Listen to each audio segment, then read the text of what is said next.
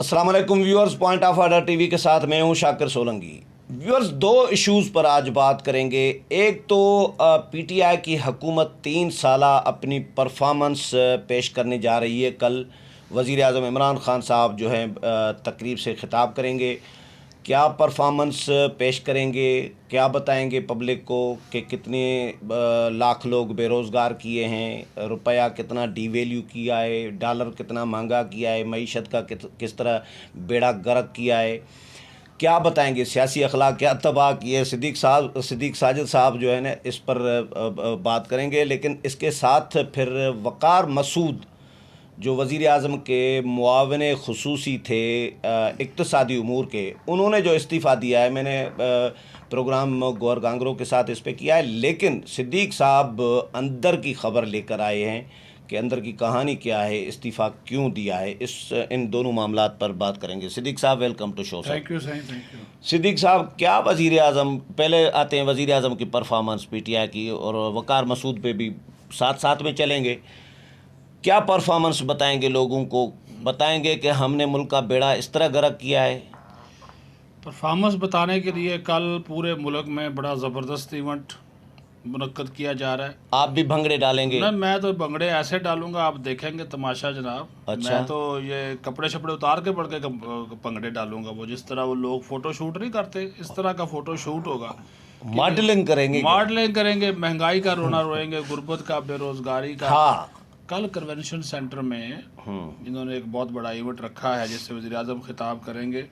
और इस परफॉर्मेंस की 3 साल परफॉर्मेंस की इतनी खुशी है इनको कि पंजाब, लाहौर, कराची, कोयटा, पेशावर, गिलगित बल्तिस्तान, आज़ाद कश्मीर में बड़ी बड़ी स्क्रीनें लगाई जाएंगी। लो जी। और इज़्ज़त माब जनाब इमरान अहमद ख़ान न्याजी का रूह परवर जो खिताब है 3 साल परफॉर्मेंस पे आवाम को बराह रास्त दिखाया जाएगा, बड़ी बड़ी स्क्रीनें लगा के। ये जारी किया उन्होंने, बाकायदा अनाउंस किया। हाँ, तो उन्होंने कहा कि पता नहीं ये कौन सी दूध और शहद की नहरें जो हैं वो बहाई हुई हैं। किस शक्ल में? इस शक्ल में कि चीनी 54, 55, चलो 60 लगा लो, नून लीग के दौर में थी, 110 पे पहुंच गई। ये बताएंगे पब्लिक ये बताएंगे ना, ये बताएंगे। शुगर माफिया के खिलाफ कार्रवाई करनी है। सारे का सारा शुगर माफिया बाहर बैठा हुआ है या कबीना में बैठा हुआ है। खुसरो बख्तियार की सूरत में बैठा हुआ है, मुनस लाई की सूरत में बैठा हुआ है, वो हाशिम बाबर पंजाब का वजीर खजाना उसकी सूरत में बैठा हुआ है। ये बैठे हुए हैं, ठीक है। मफादात के टकराओ, कहा जी शफाफियत लाऊंगा, मेरिट की खिलाफ वर्जी नहीं होगी। उसी मेरिट की खिलाफ वर्जी करते हुए महमद डैम का ठेका मुशीर तजारत रजाक दाऊद की कंपनी डिस्कॉन को दे दिया। देखें मफादात का टकराव है कि नहीं है। कहा गया कि जनाब इस हुकूमत को, अवाम को सेहत की बड़ी सहूलतें दूंगा। आमर कियानी को वज़ीर सेहत बना दिया, बाद में इस वजह से निकाल दिया। 300-400 गुना महंगी कर दी, और उसमें भी वो खा भी बड़ा कुछ गया।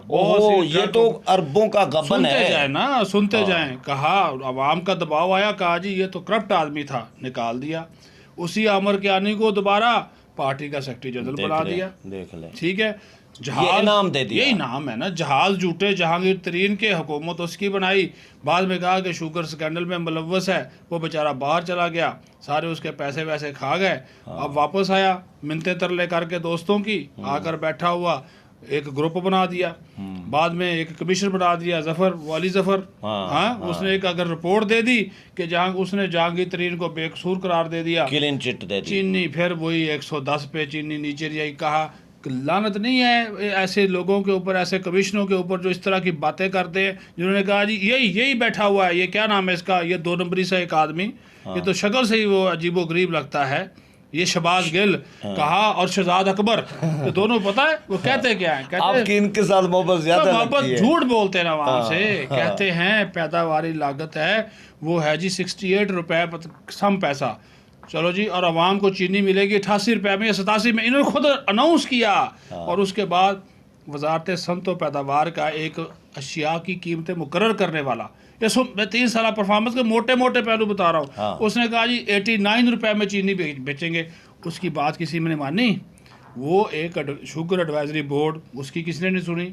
इस कमीशन की किसी जो कीमतों का तयन करता है, नहीं सुनी। 110 रुपये पे बिक रही है। आप इधर इधर इस्लामाबाद में पता कर रहे हैं, जाके कराची में पता कर रहे हैं। आप बोलना नहीं अभी आपने। मुराद सईद साहब वजीर मवासलात, हाँ इंतहाई करीब कुर्बत के हामिल इमरान खान साहब के, इतने खुश हैं उनकी परफॉर्मेंस से। हर साल इस्लामाबाद और मोटरवे का जो है वो बढ़ा देते हैं टैक्स, वो जो टूल प्लाजा का टैक्स अभी भी बढ़ाकर 810 रुपये से पता नहीं वो 900 कितने रुपये कर दिया। मोटरवे की हालत देखिए। कहा 200 अरब डॉलर लूटे गए, वापस लेकर आएंगे, IMF के पास नहीं जाना मुंह पे पड़ेगा, मारेंगे। मुंह पे मारेंगे इनके, और IMF के पास ही जाएंगे, भीख नहीं मांगे। इतना बड़ा कशकोल नहीं, तांबिया बड़ा होता है ना, तांबिया बट्ठल उसको बोलते हैं, कशकोल नहीं, वो बहुत बड़ा होता है, वो लेकर चले गए IMF के पास। अभी तक हम भुगत रहे हैं। सुनते जाए ना, ये बात सुने, महंगाई की शरह। अब ये जो बड़ी बात है, खुद ये मैं नहीं कह रहा, ये इनके अपने इदादोशुमार कह रहे हैं। अच्छा, फिर जरदारी साहब ने जी 60 मिलियन डॉलर स्विस बैंकों में रखा हुआ है, और हम स्विस बैंकों के साथ मुआहदा करेंगे, बरतानिया के साथ और फलां के साथ, वो इन्फॉर्मेशन दें। वो भाई बरतानिया और स्विस बैंकों ने इन्फॉर्मेशन क्या देनी है? FBR ने ख़त लिखे दुबई में कि कितने पाकिस्तानियों की जायदादें, उन्होंने अंगूठा दिखाया और कहा चलो दाड़ो, क्या बात करते हो, यानी कि जो इन्वेस्टमेंट हमारे पास हो रही है हम आप लोगों को बताएं। उन्होंने दुबई जैसे उन्होंने इनकार किया, स्विस बैंक तो बड़ी दूर की बात है। उन्होंने कहा जी चले आप इन्फॉर्मेशन ही दे दें। उन्होंने कहा पागल है हम इन्फॉर्मेशन दें? वो 60 मिलियन डॉलर वो जो गाड़ियाँ निकलती दिखाई देती थी वो किधर गए? आए किसी जगह से? उल्टा ये जो बनाया था एसेट रिकवरी यूनिट कि हम वापस लाएंगे, नवाज शरीफ को भी लाएंगे, पैसे भी लाएंगे, उनके फ्लैश लाइट भी बाहर से बेचेंगे, आए आज तक वापस। उसने 1.5 रुपया उल्टा अपने वो नवासे की शादी में लगा दिया, 1 रुपया भी वापस आया। फैसल वाडा ने कहा उल्टा बाहर के लोग उल्टा आएंगे। उल्टा सुने, उल्टा वो ब्राड शीट वाला वो हमारे गले पड़ गया।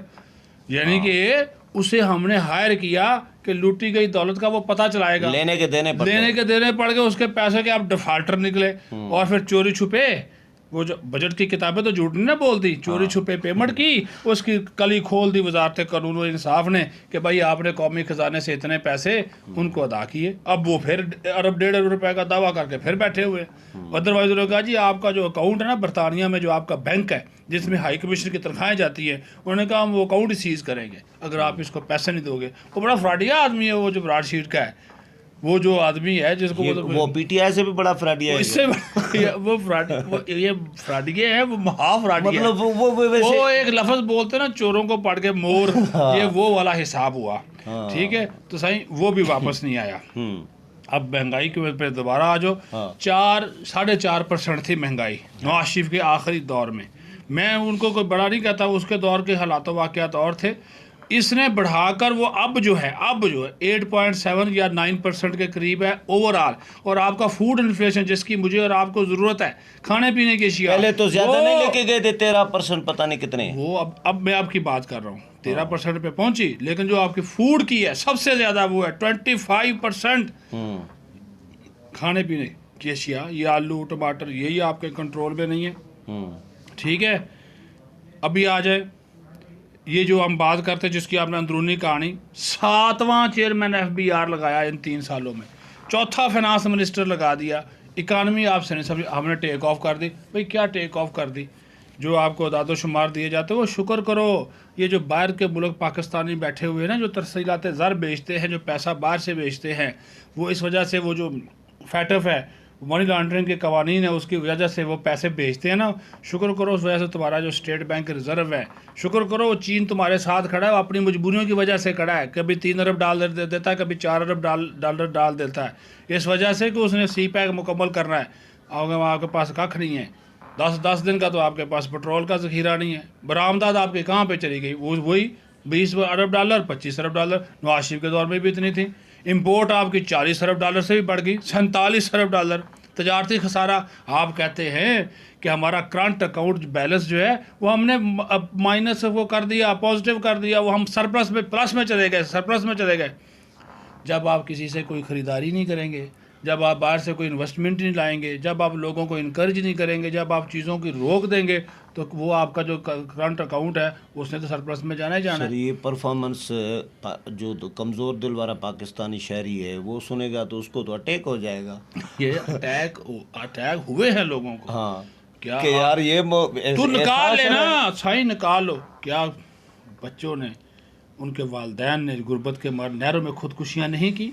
हम मीडिया वाले रिपोर्ट करते रहे चीज़ों को कि आज कोई बेरोज़गारी से, हाँ सुन लें, नवाज शरीफ के दौर में, आखिरी दौर में आपकी, चलो इसमें डाल लो जी, आप कोरोना भी डाल लो, 24% कोरोना में भी करप्शन आज कर रहे हैं। हाँ, अब वो भी आता हूँ 24% हाँ, लोग गुर्बत की लकीर से नीचे ज़िंदगी गुजार रहे थे। अब वो शरह बढ़कर 34% हो गई है। मैं नहीं कह रहा, कौमी असम्बली के दादोशुमार यानी कह रहे हैं। 10% इन्होंने 10% दिए। बढ़ाया है। चलो इसमें देख लो जी। कोरोना के डालते हैं, फलां कहते हैं, ये उल्टा कौम को बेकारी बना दिया। ये जी हमने वो एहसास प्रोग्राम शुरू कर दिया, दस्तरखान शुरू कर दिया। दस्तरखान शुरू कर, वो भी एनजीओज के नाम पे, वो सैलानी वालों को दुआएं देना, वो सैलानी फाउंडेशन, वो कभी पंप लगा देते हैं, कभी फिल्ट्रेशन प्लांट लगा देते हैं, और वो कभी क्रेडिट रोटियां ले रहे हैं, खाते खुद क्रेडिट ले रहे हैं। बेनजीर इनकम सपोर्ट प्रोग्राम का नाम तब्दील करके वो क्या ना दे दिया कि 1340 अरब रुपए मैंने चूंकि कवर करता हूं। खुर्शी शाह के बनाए हुए घरों को सुने ना, सुने इफ्तिताह करके के घर दे आलमी दिए। Bank, Asian development bank, IMF, बहुत से मुल्कों ने हमें कोरोना से निपटने की दी 1340 अरब रुपए की इमदाद। ठीक है, ये पब्लिक अकाउंट्स कमेटी में फिगर आ गया, उसका ऑडिट हो गया, उसका वो अक्सर पैसा किधर लगाया कोई पता ही नहीं। वो वजारत ख़जाना वालों ने ऐसी दो नंबरी की, उसमें थोड़ा सा पैसा डिस्ट्रीब्यूट हुआ, बाकी वो पैसा या तो रख दिया कि जनाब वो बैलेंस ऑफ पेमेंट वाला, ये एक नया काम है, हैं जी, अदायगियों में तवाज़ुन बरकरार रखने के लिए उसको उसमें रख दिया, एडजस्ट कर दिया। वो एक ऑडिट पैरा बना हुआ है और अभी उसको PAC में आने से रोका जा रहा है। ये भी आपको बता दूँ, ऑडिटर जनरल ने तो इनकी धज्जियाँ उड़ा के रख दी। इनके 2 सालों में 4000 अरब रुपए से ज़्यादा की करप्शन हुई है। अभी जो ऑडिटर जनरल की रिपोर्ट्स आई हैं, और कर्जे भी ज्यादा लिए कर्जे हैं। भी ज़्यादा, 100 अरब डॉलर से तो आपके बढ़ गए हैं। 1,24,25 हज़ार का एक मरीज था, एक पाकिस्तानी मकरूज, वो अब 1,40,000 का हो गया। 1.5 लाख तक का आपने मकरूज कर दिया एक पाकिस्तानी को। तो दिया कि आपने वसायल, आपकी इकानमी का जो मजमूई हुजम है वो 320 अरब डॉलर से कम होकर वो 3.2 ट्रिलियन से कम होकर 288 पे आ गया। आप कहते हैं हमने बड़ी तरक्की की है। ये तरक्की का वो फ़ायदा होता है कि फिर फ़ायदा आप उसको नीचे तक भी पहुंचाएं। अच्छा, इनके जो ये वो, अच्छा ये मैं हवाई बातें नहीं कर रहा, ये इनके अपने दादोशुमार है या अपोजिशन के लोगों के आप तो दादोशुमार लिखी है। पड़ी बातें कर रहे हैं, लिखी, वो कहते हैं ना कि लिखी पड़ी बातें हैं।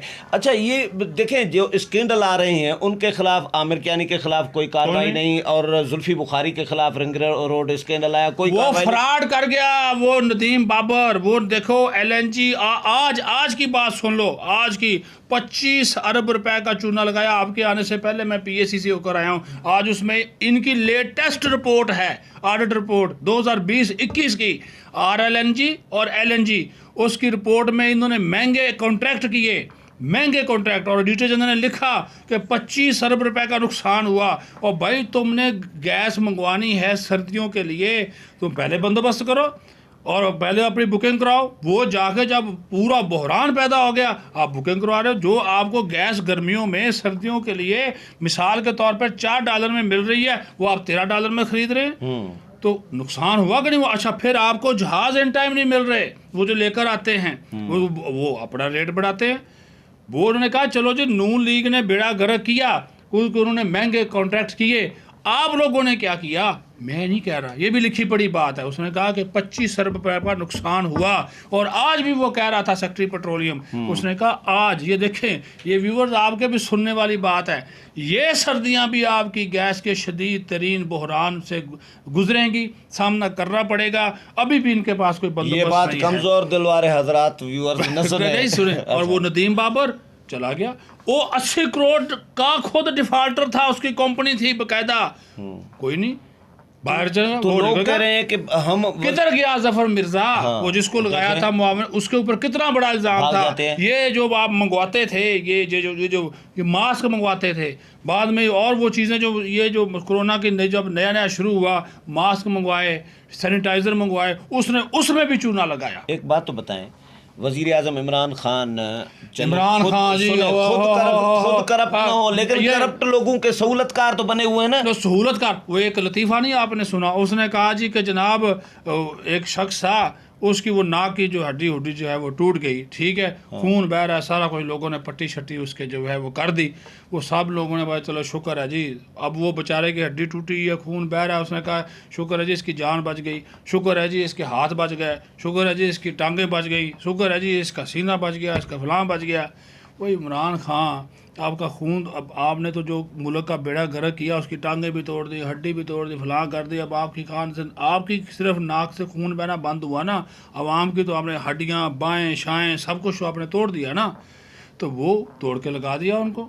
अच्छा कहा, ये भी सुन लें, ये तो याजूज माजूज लग रही है हुकूमत। वही याजूज मजूज से भी आगे है। फिर कहा इदारों को हम करेंगे, पाँव पे खड़े करेंगे, प्राइवेटाइजेशन करेंगे, फलां करेंगे। क्या हुआ, स्टील मिल बंद कर दी, रेलवे का बेड़ा गर्क, PIA का बेड़ा गर्क, उसके ऊपर जितनी मर्जी इस्लाहात कर लें, वो उसका जो 300 से 400 अरब रुपए तक मजमूई उसका नुकसान सही जा पहुंचा है। PIA का स्टील मिल आपने 9,000 मुलाजमीन को निकाल दिया, कहा कि प्राइवेट पब्लिक पार्टनरशिप के तहत आप चलाएंगे, आज तक नहीं आपने चलाई। रूस आपसे कह रहा है कि हम ये आपको गैस पाइपलाइन बिछा कर देते हैं कराची से वाया फिर आप लाहौर तक बचाएं, वो उसमें ब्यूरोक्रेसी रोड़े अटकाती है, उसमें ब्यूरोक्रेसी रोड़े अटकाती है। FBR वाले जो रेवेन्यू ठीक है भाई, थोड़े बहुत वो बढ़ गए आपकी, चलो जी टारगेट से आप आगे चले गए, उसमें उसकी वजह ये होती है कि परसेंटेज बढ़ जाती है, थोड़े बहुत उसमें ऐड हो जाते हैं।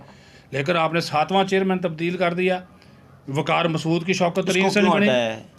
एक तो इनका जो डाटा हैक हुआ पिछले दिनों, FBR का, अच्छा वो हैक हो गया, ठीक है, तो वो कहा जी पता नहीं किसके जुम्मे लग गया फलां। $80 मिलियन सिर्फ उसका जो शोबा IT है, उसको दुरुस्त करने के लिए $80 मिलियन जो हैं वो दिए हुए आलमी बैंक ने। इसके बावजूद इनका IT का आज तक डिपार्टमेंट वो सही तरीके से काम नहीं कर सका, आज तक नहीं पता दुनिया चांद पे पहुंच गई। ये FBR की ब्यूरोक्रेसी नहीं होने देती। शब्बर जैदी को किसी दिन आप उसका इंटरव्यू करके देखें, वो आपको बताएगा वजह क्या है। ये जो बाबू बैठा हुआ ना वहाँ पे जो नीचे, ये जो मेंबर हैं, ये जो DG लेवल के लोग हैं, डायरेक्टर लेवल, ये काम नहीं होने देते वहाँ पे। वे ऊपर जितने मर्जी फैसले कर ले, निचली बातें आप मनवाते हैं। आज तक नहीं पता कि शाकर सोलंकी के कितने घर हैं, नहीं पता कर सकते। ये ISI पता कर लेगी, MI पता कर लेगी, स्पेशल ब्रांच पता कर लेगी, FBR के पास कोई डाटा नहीं है कि शाकर सोलंकी की कितनी बीवियाँ, कितने घर हैं, कितने प्लाट हैं, कितना बैंक बैलेंस है, कितने बैंक अकाउंट्स हैं, इनके पास नहीं है। फिर इन्होंने एक 2 नंबरी जिसकी वजह से बेचारा मारा गया। ISI तो इतना पता कर सकता है, आप सोच क्या रहे हैं? हाँ नहीं, वो तो चलो सही बात है, ISI को ऐसा ही होना चाहिए जो आजकल के हालात हैं। फिर इन्होंने नादरा के साथ डाटा शेयरिंग की बात की कि उनके साथ डाटा को शेयर किया, उसके ऊपर भी नाराज़ हो गए। ओ भाई, ये हुकूमत में बैठे हुए लोग होते हैं। अब क्या इमरान खान साहब, अगर ये चीज़ें खुलेंगी, ये आज रिकॉर्ड का हिस्सा मैं आपको बताता हूँ किस ने ये एहसन इकबाल या नून लीग वाले ठीक बात करते हैं। एक तो आजकल वो FIA साइबर क्राइम वाले भी पीछे पड़ जाते हैं ना। ये खान साहब कहते हैं जी मैं खुद करप्ट नहीं हूँ। मैं कहता हूँ कि खान साहब सिर्फ इतने बता दें, इन 3 सालों में इनके दोस्तों ने गाड़ियों की सूरत में और मुख्तलिफ अशकाल में इनको कितने करोड़ों के तोहफ़े दिए हैं। किसको? खान को? जी, वसीम अख्तर जैसा बंदा भी कि यार खान नहीं, वो करप्ट उसने तो नहीं मांगे ना, तो किसी ने दे दिया तो ठीक है। तो ये जहांगीर तरीन को जहाज़, वो कहता था मुझे जहाज़ दो, वो जहांगीर तरीन की ज़रूरत थी ना, खान की तो नहीं थी। खान की जेब में तो 1 रुपया नहीं होता। इस तरह तो उस दिन मैं मोदी का इंटरव्यू सुन रहा था, वो भी कह रहा था कि मैं रुपया जेब में नहीं रखता। और तो ये भी नहीं रखता, ये भी नहीं, क्योंकि दोस्त हैं वो फिर फ़ायदा तो उठाते हैं। वैसे इस दौर में कुदरत ने सारे हुक्मरान दुनिया को, मोदी हो, सऊदी वाला हो, इमरान खान हो, एक जैसे ही दिए हैं, इसी तरह के दिए। हाँ चले, आज़ान का टाइम हो गया है। वैसे बहुत सारी बातें और भी करनी थी, लेकिन टाइम भी पूरा हो मैं गया। आपसे 19 मिनट हो गए। पूछना चाह रहा था, PTI का नाम PTI की बजाय JP होना चाहिए था, झूठी पार्टी। चले, बहुत शुक्रिया सिद्दीक साहब। व्यूअर, सिद्दीक साजिद के साथ प्रोग्राम आपने सुना, उम्मीद है पसंद आया होगा। अगले प्रोग्राम में फिर मुलाकात होगी, तब तक इजाज़त चाहता हूँ। अल्लाह हाफिज़।